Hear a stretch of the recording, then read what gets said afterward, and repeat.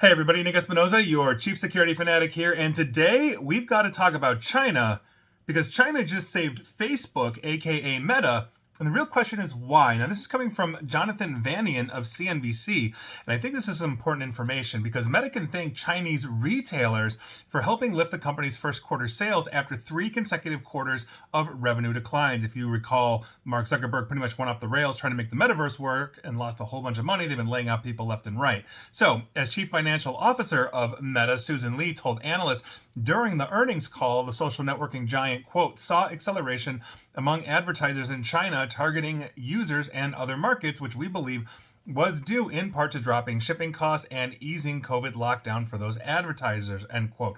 So, in other words, what they're basically saying there is that Chinese companies spent a lot of money over a 3-month period in the end, basically, of late March on Facebook ads intended for consumers, basically their customer base, but living outside of the country because you cannot use Facebook in China. I don't think that policy has ever changed. But this is a sign and China's recent easing of its zero COVID policy has indirectly benefited Meta, with Chinese companies using Facebook and Instagram's massive reach around the world to essentially try and attract new customers. On top of this, Meta's growth, though, only grew 3% year over year to $28.6 billion during the first quarter, which really underscores, obviously, that there's still issues in digital advertising marketing right now on the Facebook platform. Lee also said that Meta saw stronger demand in basically in the quarter as Russia's war in Ukraine passed its 1-year mark in February. But she wasn't prepared to say that the rest of the year is going to be smooth sailing. Meta expects a quote-unquote volatile macro environment for the rest of the year and a quote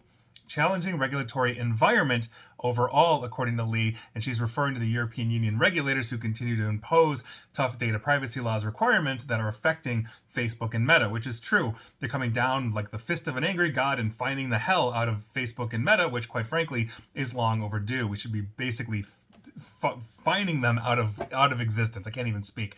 But the mere fact, though, that Meta was able to turn a tide on its declining sales after a really rough period is essentially causing investors to rejoice. It sent the company's shares basically rising almost 12% in after-hours trading. Investors were also keen to hear Mark Zuckerberg, CEO and founder, preach Meta's year of efficiency that will result in some 21,000 employees basically being fired or exiting the company in some way by early summer. That's right, they are retracting, and we've heard Silicon Valley stories of, well, we've got these 10,000 employees and half of them really aren't doing anything, so why are we employing them?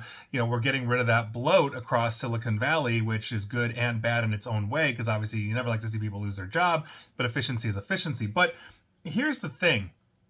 China has their own ecosystems when it comes to Facebook, or I should say social media in general. They don't use Facebook or Twitter or any of those real platforms out there with the exception of LinkedIn.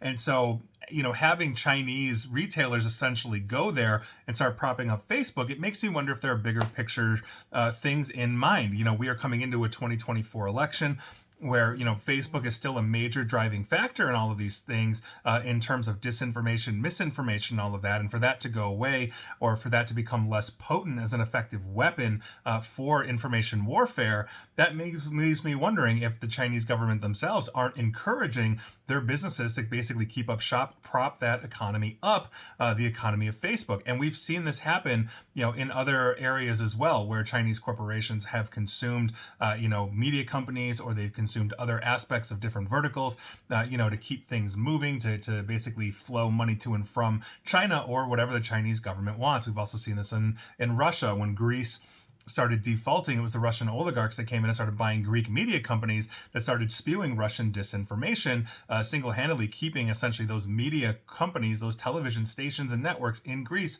alive during that period. So I'm always wondering, and my tinfoil hat in this case is a little big. I'm not saying there's any kind of conspiracy here so much as it is just the history that we have of the leveraging of Facebook primarily, but other social media platforms as well, to deliver content that is favorable to an adversarial government undermining the United States and obviously other countries as well. The European Union states have seen this, across the board, as is South Africa and Australia and Japan, and take your pick. So So this just keeps me wondering, but we're going to see what happens here. Either way, unfortunately for me at least anyway, Meta is improving. I'm not a fan of that platform, as you know. And if you're a longtime follower, you really know. But anyway, that's it. We're going to see what happens with here. I'd be curious to hear your thoughts. Does the Chinese government have a bit of a backhand here in this, trying not to get off the radar, or is this really just a push, for more revenue?